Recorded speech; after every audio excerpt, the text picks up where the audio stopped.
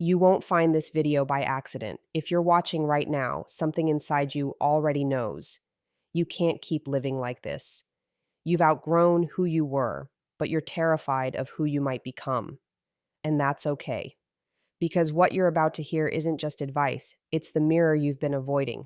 This shows up only when you're ready to see yourself differently. Step 1. Denial before awareness. Before change ever begins, there's a stage most people don't even realize they're trapped in. Denial. It's not just ignoring reality, it's building an entire life around not having to see it. You convince yourself that everything's fine, that you're doing your best, that maybe the world is just unfair. You learn how to decorate your pain, how to rationalize chaos, how to make dysfunction look normal, and you become so good at it that you forget there's another way to live. Denial is quiet but powerful. It doesn't scream, it whispers. It tells you, you're okay, this is how life is supposed to be.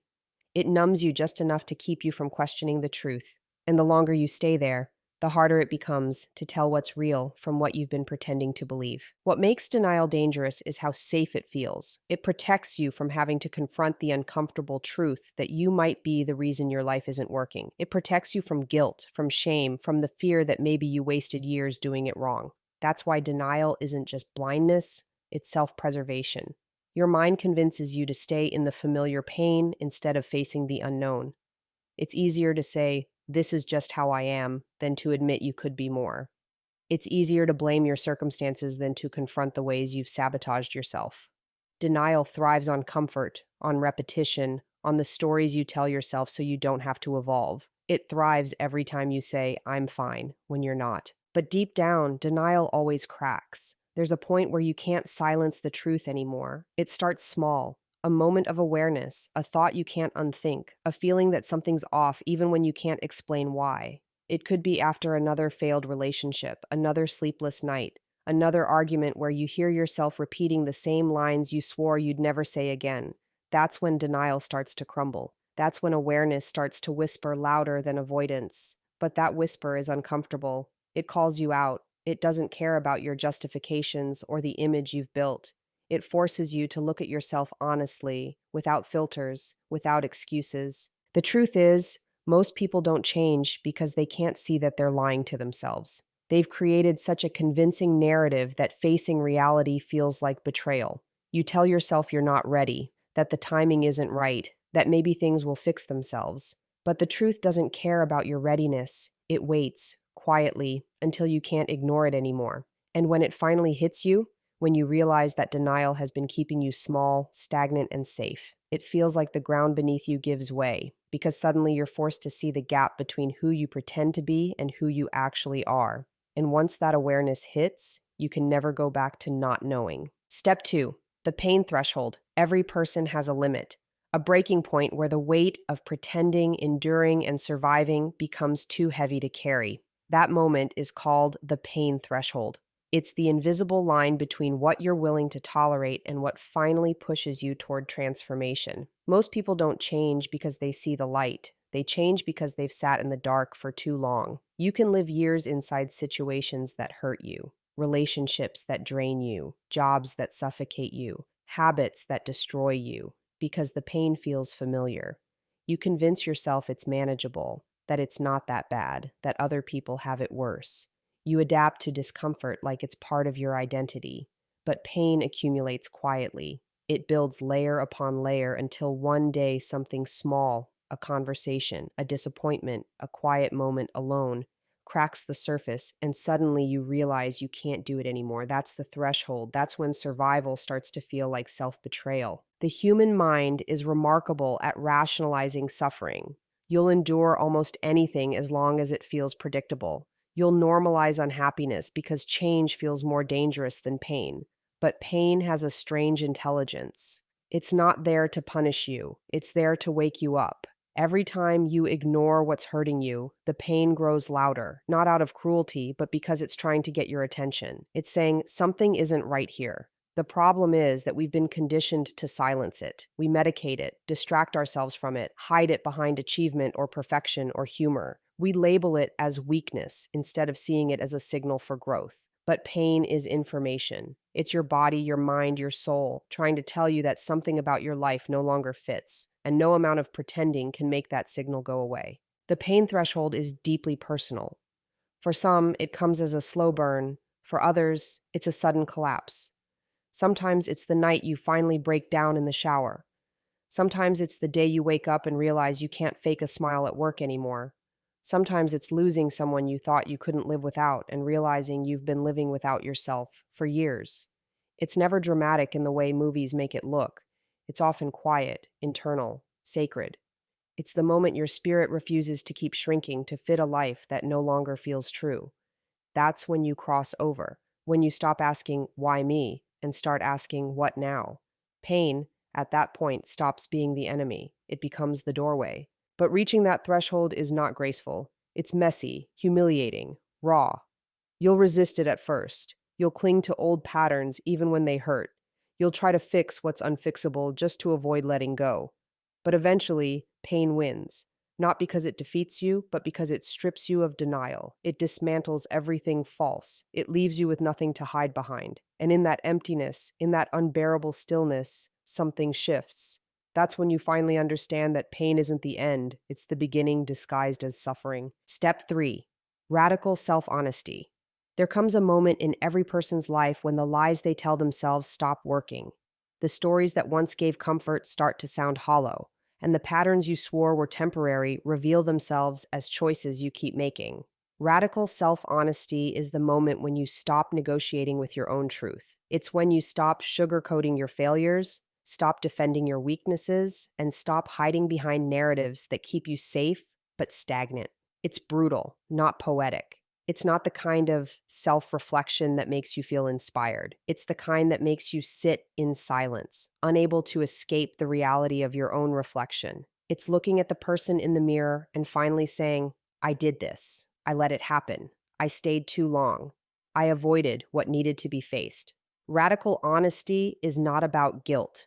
It's about ownership, because until you own your reality, you can't change it. Most people avoid this level of truth because it dismantles everything they've built their identity on. It means admitting that the pain wasn't always someone else's fault. It means accepting that the chaos wasn't random. It was often self-created. You start realizing how many of your choices were rooted in fear, how often you settled for less because you didn't believe you deserved more, how you repeated the same mistakes hoping for different outcomes. Radical self-honesty shatters illusions, and that's why it's terrifying. It leaves you exposed, vulnerable, and painfully aware of how your own patterns have shaped your life. But there's a strange kind of freedom in that level of exposure. When you stop lying to yourself, you stop living in conflict with yourself, and the energy that used to go into maintaining the illusion can finally go into rebuilding the truth. The process is not gentle. Radical honesty demands confrontation, not with other people, but with your own ego. It forces you to sit with the parts of yourself you've avoided. The jealous part, the bitter part, the insecure part, the one that manipulates or self-sabotages. You realize that healing isn't about becoming perfect. It's about no longer pretending that you are. It's about having the courage to admit, I was wrong, I hurt people, I've been selfish, I've been scared. And the hardest part is doing that without collapsing into shame, because self-honesty isn't self-punishment, it's self-liberation. Shame keeps you trapped, but truth sets you free. The more honest you become, the less afraid you are of yourself, and that's when real change becomes possible. But it's a lonely journey at first. The more honest you get, the less you fit into the spaces that require pretending. You start speaking differently, acting differently, and sometimes losing people who were only comfortable with your mask. That's the price of truth. It strips away everything inauthentic, not just within you, but around you. Radical self-honesty destroys the version of you that survived by avoidance. It demands humility, courage, and a willingness to face the mess without running from it. Because you can't heal what you refuse to see, and you can't evolve while defending the same story that keeps you small. Step 4, the moment of clarity. There's a specific moment in life, quiet, almost unnoticeable, when everything you've been avoiding suddenly becomes undeniable. It's not dramatic. It doesn't arrive with thunder or revelation. It's often just a thought that lands differently, a realization that feels like it's always been there, but you were too afraid to look at it. That's the moment of clarity. It's when the fog that's been clouding your mind finally begins to lift and you start to see your life for what it truly is, not what you've told yourself it is. You look around and realize how many choices were made out of fear instead of conviction, how many relationships you maintained out of comfort rather than connection, how many dreams you postponed waiting for the right time that never came. Clarity doesn't knock, it breaks through. It doesn't ask for permission. It interrupts the story you've been repeating. It's the point where your illusions can no longer protect you because truth has already entered the room.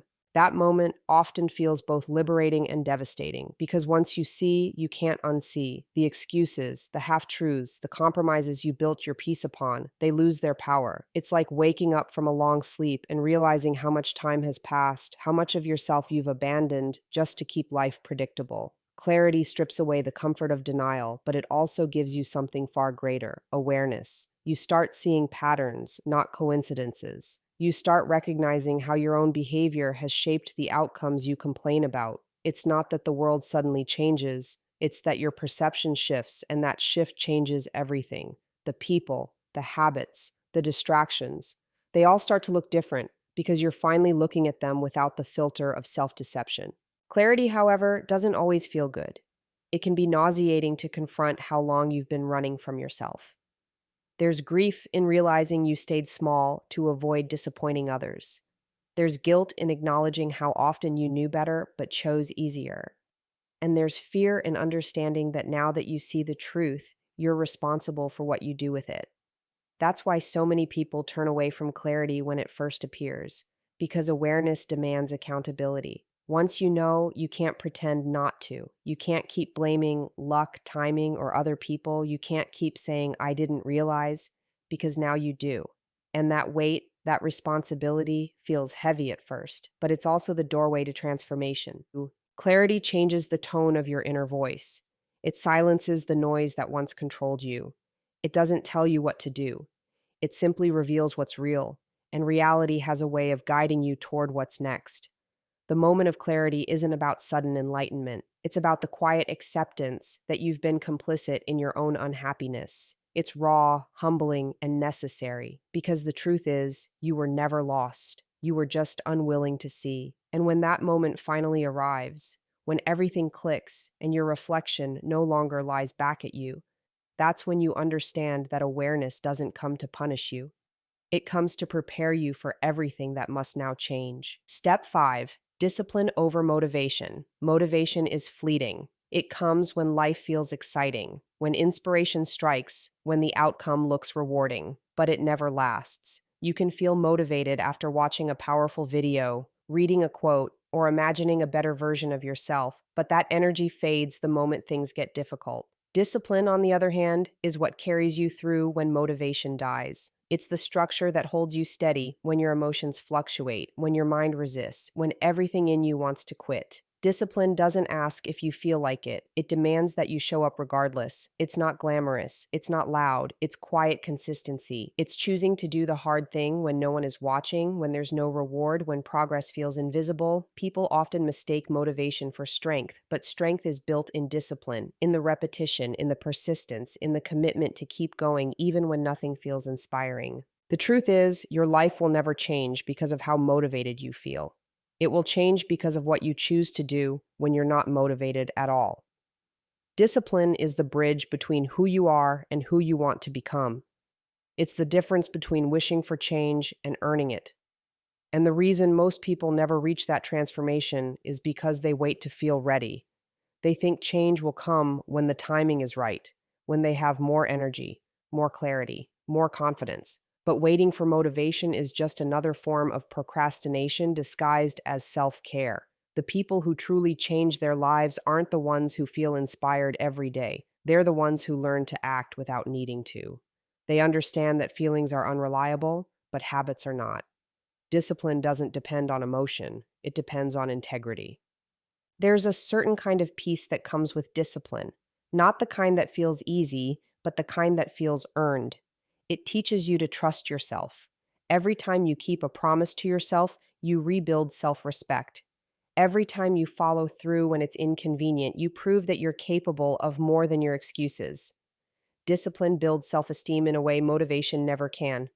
Because motivation talks, discipline acts. Motivation is reactive, discipline is intentional. Discipline doesn't care if it's raining, if you're tired, or if no one believes in you. It's rooted in the quiet knowing that consistency always compounds, even when results are invisible. Discipline also demands sacrifice. It asks you to give up comfort, to say no to distractions, to prioritize long-term gain over short-term pleasure. It forces you to face resistance, boredom, and discomfort, the very things motivation tries to avoid. But it's in that resistance that character is built. Every time you push past it, you strengthen the part of yourself that can't be shaken by external conditions. That's what real growth looks like. Not constant inspiration, but sustained effort. Discipline is not about perfection. It's about persistence. It's the daily decision to show up, to do the work, to stay consistent, even when it feels meaningless. Because transformation doesn't happen in the moments you feel inspired, it happens in the moments you don't, and you still do it anyway. Step 6, becoming unrecognizable. There's a point in every transformation where you stop trying to improve the old version of yourself and start realizing that version was never meant to last.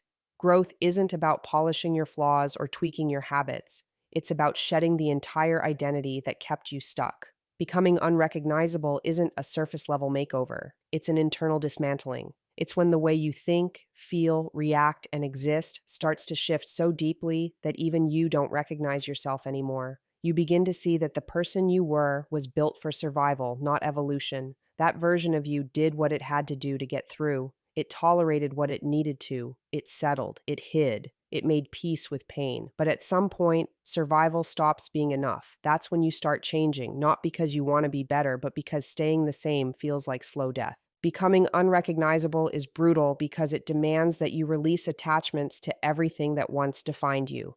The labels, the stories, the people who only knew the old you, they all start to fall away.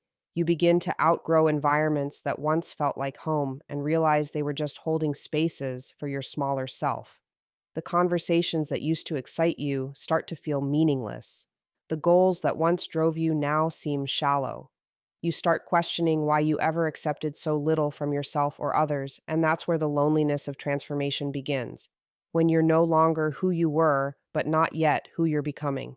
You feel disconnected from your old world, yet uncertain about the new one. It's disorienting, almost like grieving a death, except the one you're mourning is you. The process doesn't happen overnight. It happens in stages, in small, unseen choices. Waking up earlier, saying no when you used to say yes, choosing peace over validation, speaking truth instead of silence, taking responsibility instead of blaming.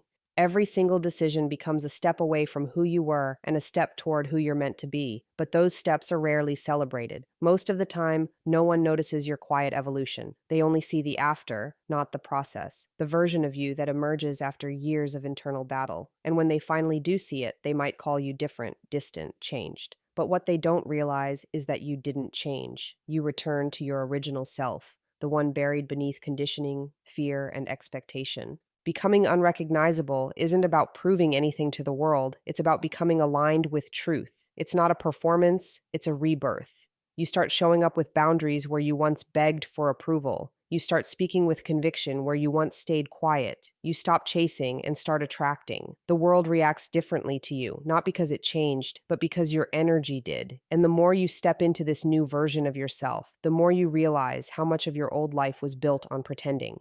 You stop apologizing for evolving. You stop explaining your growth. You stop waiting for permission to rise. Because the old you was created out of pain, and the new you is built out of awareness. And that difference alone makes you unrecognizable. If you've made it this far, it means something inside you is already shifting. Maybe you're not fully there yet, but you can feel it, that quiet pull toward more. Change doesn't ask for perfection, it asks for honesty. It asks you to face the parts of yourself you've ignored, to walk through discomfort, and to trust that the version of you on the other side is worth the pain of letting go. You're not behind, you're not broken, you're just becoming. And the truth is, when you finally decide to stop waiting for the right moment and start showing up for yourself, that's when everything begins to move. So don't chase motivation, don't fear the pain, and don't cling to who you used to be. You're allowed to outgrow your old life. You're allowed to become unrecognizable. Because that's exactly what growth is supposed to look like.